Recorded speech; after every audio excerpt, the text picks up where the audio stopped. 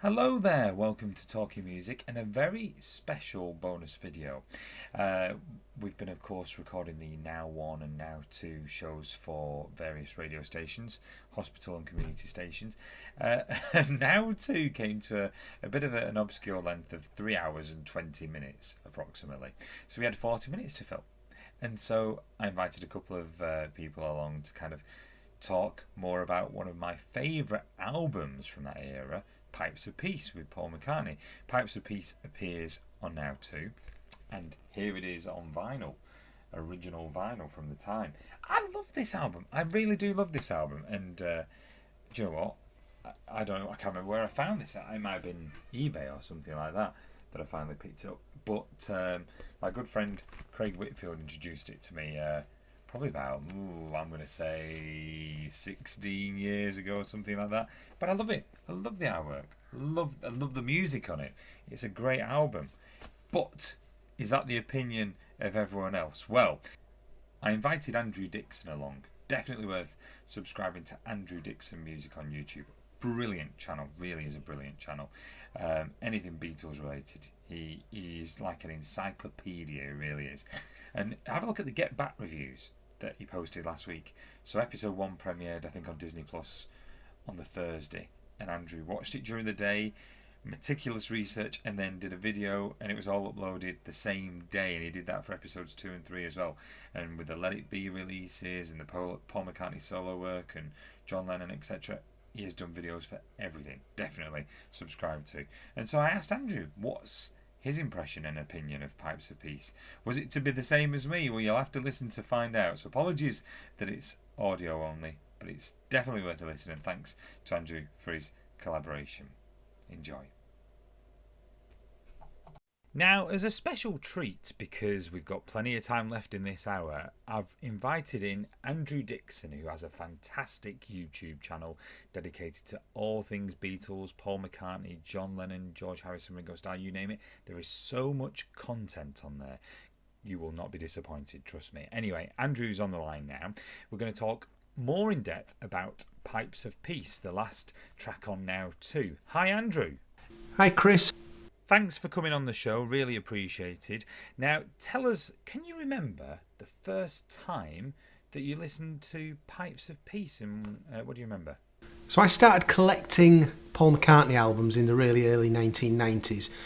My uncle had them all on vinyl, and I remember going and borrowing some off him and just kind of having a quick flick through them and picking out key tracks, things that instantly grabbed me. And I don't remember anything off Pipes of Peace grabbing me straight away.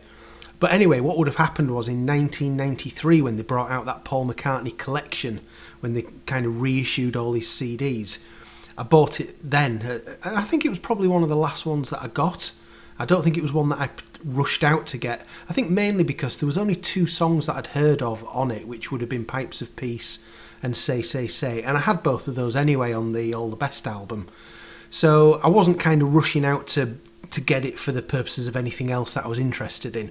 But I certainly would have got it in 93, because I think by the end of that year I'd bought all of the McCartney albums then. So yeah, I think during that year I was getting to know all of his albums, and certainly at this point it wasn't one of my favourites. That's interesting that you say it wasn't one of your favourite albums, but I think you've already touched on it. What would your favourite tracks be off the album? You mentioned Pipes of Peace and Say, Say, Say, but would those be one of your favourites perhaps? That's got to be the title track, Pipes of Peace. That was the first Paul McCartney song that I ever really knew. So that came out it was a big single in 1983. I remember it getting to number 1.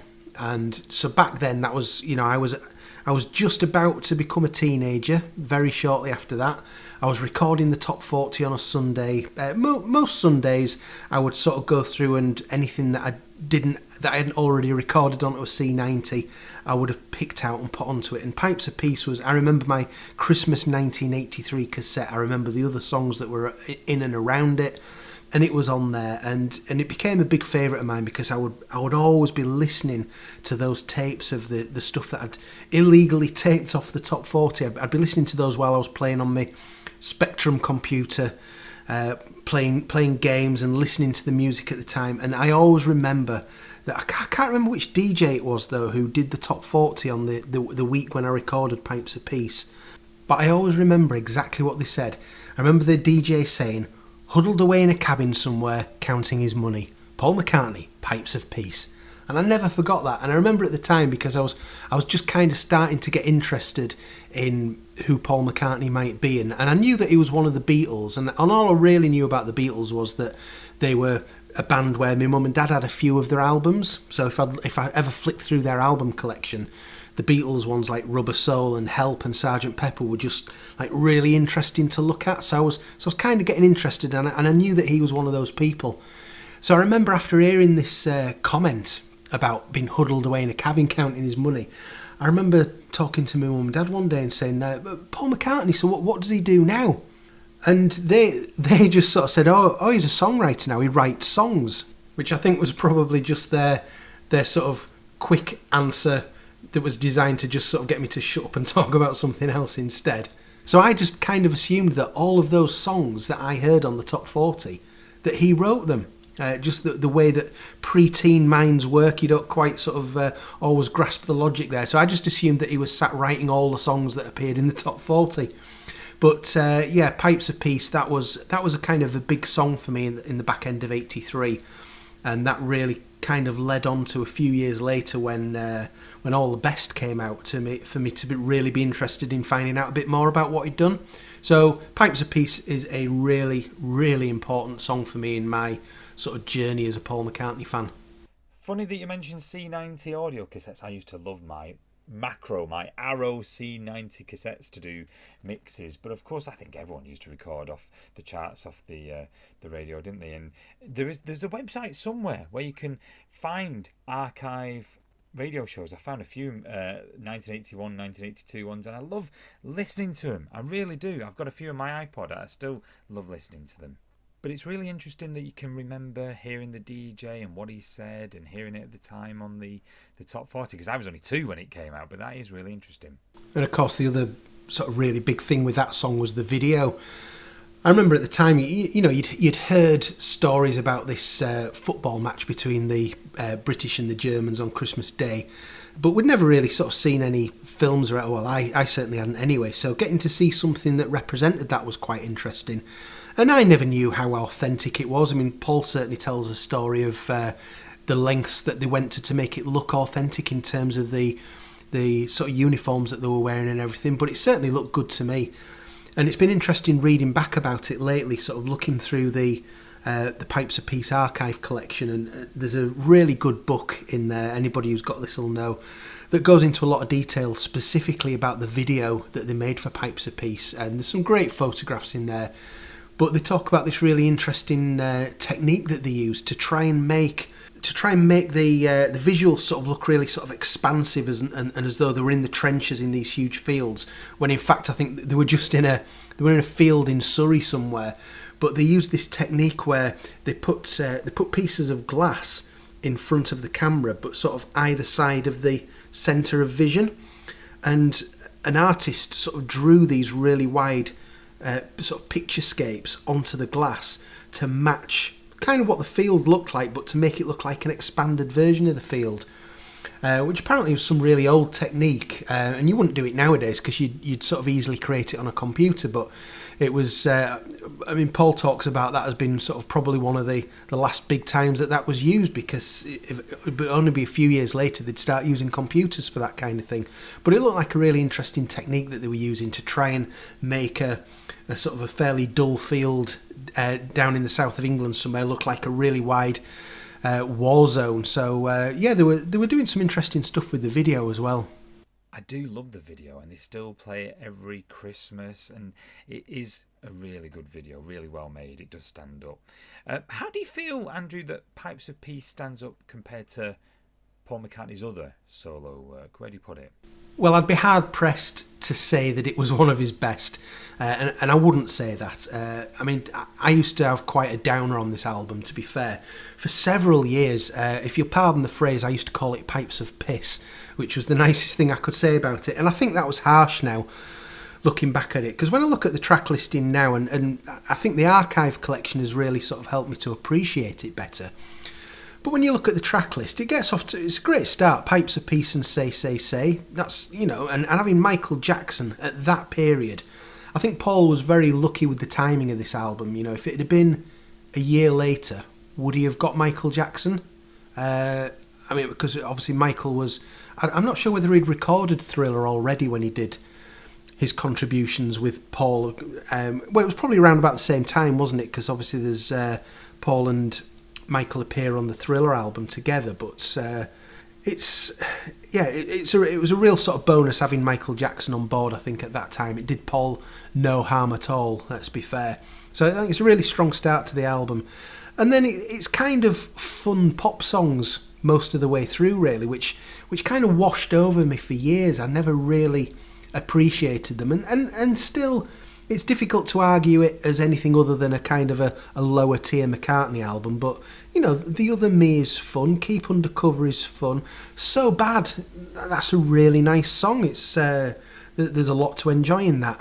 Well, you were just talking about Say, Say, Say. So how about let's play that before we go any further. So here is Paul McCartney and Michael Jackson with Say, Say, Say. And we'll continue with Andrew in just a moment. That was Say, Say, Say, Paul McCartney and Michael Jackson from Pipes of Peace. You're listening to the Now To Discussion Part 4 with me, Chris Benson, and special guest Andrew Dixon. Search Andrew Dixon Music on YouTube. It's a fantastic channel. And I suppose with Andrew, we have to mention Paul and Michael's second duet on Pipes of Peace, The Man, because I really like it. In fact, I probably prefer it to Say, Say, Say, but two totally different tracks. I suppose The Man is one where you're either gonna like it or you're gonna hate it, and I can understand why people might not like that song. But again, you know, it's Paul and Michael. That's, you know, two big hit makers, so it's nice to have. Average Person, I think, is an interesting one. Again, it's a good, fun, inoffensive pop song.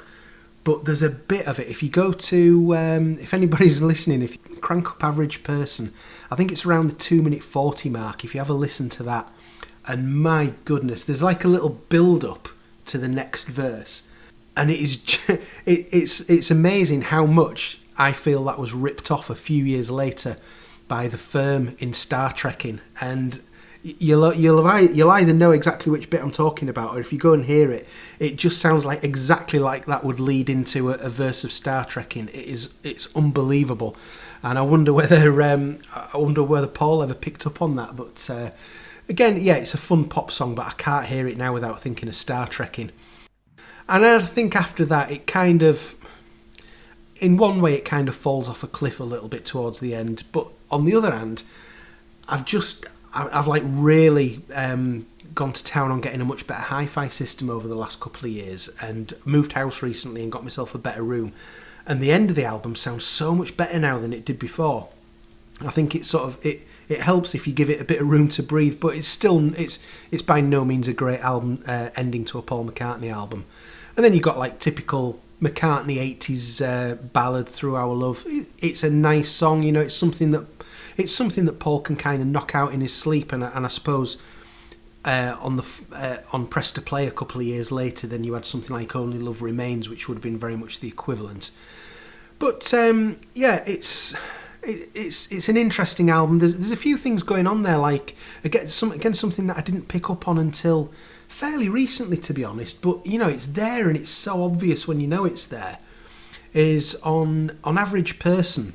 There's a not an effect, but there's a little thing that Paul does, and the instrumentation does as well, where it goes duh, duh, duh, duh, duh, duh, duh.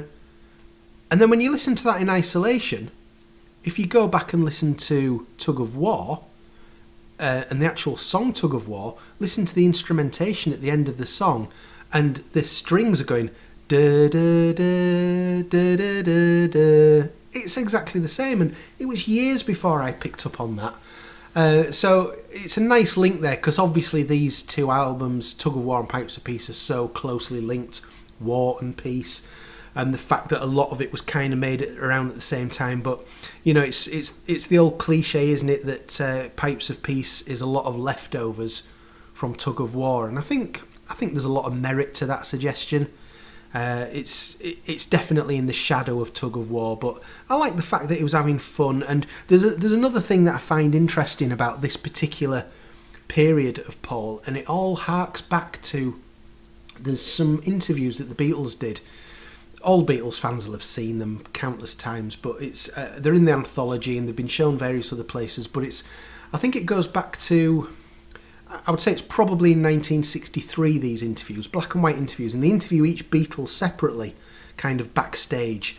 And it's the one where Ringo's talking about wanting to be a hairdresser, and George is talking about being in the business for a few years, and John's saying, you can be big-headed and say we're going to last 10 years, and then you think we're lucky if we last 6 months.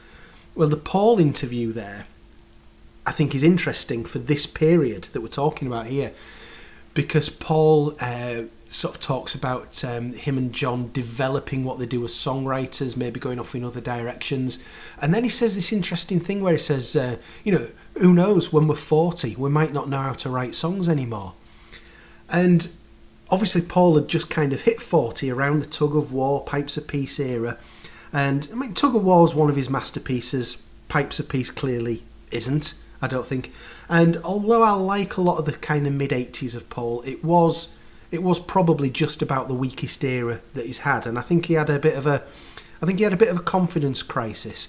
And I've always wondered kind of how much of that thing stayed in his brain about the fact that, he'd mentioned specifically that 40 was this sort of like ancient age that you get to and you can't write songs anymore. And now he was at that age, and I wonder whether it affected him or not. I mean, maybe it didn't, but I think obviously a lot of the stars of the 60s were having, they weren't having the greatest period in the 80s. And I think Paul has far better than most. I mean, him and Dylan, Paul Simon of the 60s crowd are probably up there. But I've just always wondered whether he'd kind of hit an age that he himself had always thought might be kind of a natural ending for being a rock star and a pop star. I might be reading a little bit too much into that, but that's kind of how it's always occurred to me. Well, I'll be honest, I love Average Person, but I've never noticed a connection between that and Star Trekking. So you've got me curious now. So I tell you what, let's play Average Person and listen in about 2 minutes 40 seconds and see if we can catch a bit that sounds like Star Trekking. See what you think. That was Average Person by Paul McCartney from Pipes of Peace. You're listening to the Now 2 Marathon with me, Chris Benson, and special guest Andrew Dixon. There is a definite bit, isn't there? There's a definite bit that sounds very much like Star Trek, and there is. Andrew, I don't think I'll ever forget that now. Anyway, final question, if I may. Pipes of Peace has been re-released on the Paul McCartney Archive Collection. What did you think of the extra material? Was you impressed with it? What do you think? I think that it's one of the poorest archive collections in terms of bonus material. It's, we've got 2 CDs. One of those is the remastered album, and then the second one, the bonus audio, which is, it was kind of in a strange phase with the archive collection, I think, where he was trying to expand it so that it could go from sort of being a £30 to £40 package up to a £60 to £70 package. And we're certainly getting a better presented archive collection in terms of the booklet and the materials that he used. This and Tug of War are really nice for that, but he hadn't yet got into the phase of increasing the audio. So a second CD that's got 9 tracks on it, it's a bit stingy, to be honest. So the demos, I'm not too fussed about the demos. I think they are interesting to listen to because I like to sort of compare how Paul McCartney and Bob Dylan do their sort of demos and outtakes and things, because I think the way that Paul records and the way that Bob records are quite different, and the way that Bob records probably lends itself better to this kind of material, whereas because Bob will kind of go with he'll do lots of takes of sort of fully formed things, just sort of tweaking it slightly, whereas Paul is probably more layering the song as it goes. There's probably not as many full takes of songs because it's probably more built up from lots of components. So you get demo versions instead, and they are nice. I think my favourite one, without a doubt, is the one that's a song that didn't end up on the album, and that's It's Not On. So I'd certainly not heard this song before the archive collection came out. I don't know whether it had been bootlegged or not, because I don't tend to spend much time collecting bootlegs or anything, so I don't know whether it was known much amongst fans. But it's just a daft little song, but I like the fact that Paul's still experimenting. And it sounds to me like something that he might well have resurrected a couple of years later when he was doing Press to Play. You can imagine, you know how crazy some of the stuff is on Press to Play, like Talk More Talk, for example. Then this could have been along those lines if he'd worked it up, but it's a nice fun demo. So that's my favourite one of the bonus audio. But I like having the 2015 remix of Say Say Say is interesting, mainly because you've got Paul's lines and Michael's lines from the song that we know kind of flipped round. So you've got, you know, the opening line is Michael singing and then Paul replies, which is the opposite to what we'd always known. So that was interesting. I'm not sure whether both of them did like a full version of the song each, that they then sort of mixed it by just sort of taking alternate lines or taking a bit of Paul and then a bit of Michael, bit of Paul, bit of Michael. But this was interesting to have it swapped round. So I'm glad we've got that. That's good as well. And Christian Bop on there, which is an interesting one, which again I don't know whether fans already knew from bootlegs or not. It was certainly a new one to me. But I was listening to that again just this morning, and it struck me that it's kind of McCartney 20 years ahead of himself here, because it's not really like anything that we'd had by Paul up to that point. Just mainly an instrumental, but it sounds so much like a kind of a Chaos and Creation era B-side. The kind of thing that he was putting out at that time as, well, not just as B-sides, but say, for example, at the end of the album, you know, he's got the instrumental at the end of the album, and then he's got some sort of interesting B-sides, and it sounds just like that. So it's kind of 20 years earlier than when he started actually making and releasing that kind of song. So I think that's quite interesting. It's not brilliant, but it's interesting. And the DVD is mainly music videos, so it's great to have the Pipes of Peace music video. Like I was saying earlier on, it's a classic video of its era, so it's nice to see that. And then behind the scenes at Air Studios, so that's always going to look beautiful over in Montserrat. So it's nice to have, you know, footage of George Martin. I mean, so it's a nice little documentary. It's good that Paul was kind of always recording around this period when he was, I mean, video recording when he was making albums, because it's led to some really nice films that we've had over the years. It's by no means the best video footage of Paul McCartney making an album, but you know, it's good to have. But I think overall the bonus content on Pipes of Peace, it's kind of down there with Wings at the Speed of Sound as probably the least amount that we've had during an archive collection. But you know, I wouldn't be without it. I wouldn't be without any of the archive collections, because, you know, like I said, I didn't used to have a great opinion of this album, but the archive collections really sort of helped me to appreciate it more, and I like this album a lot more than I used to do.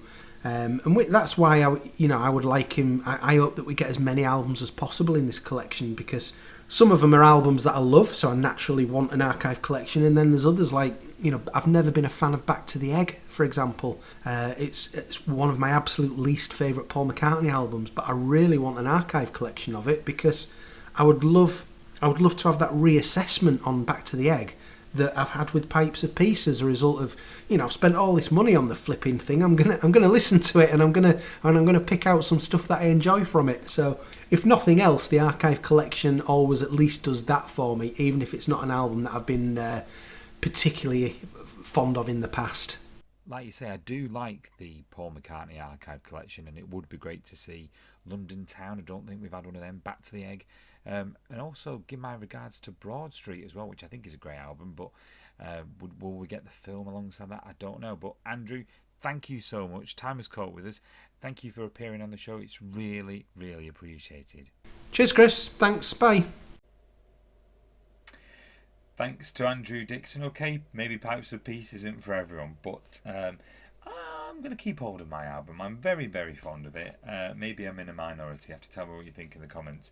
But I am a Pipes of Peace fan. It's up there with Flowers in the Dirt for me. That's probably one of my favourite McCartney albums, I have to say. But anyway, more talking music coming soon. Don't forget to like and subscribe. And thanks for watching.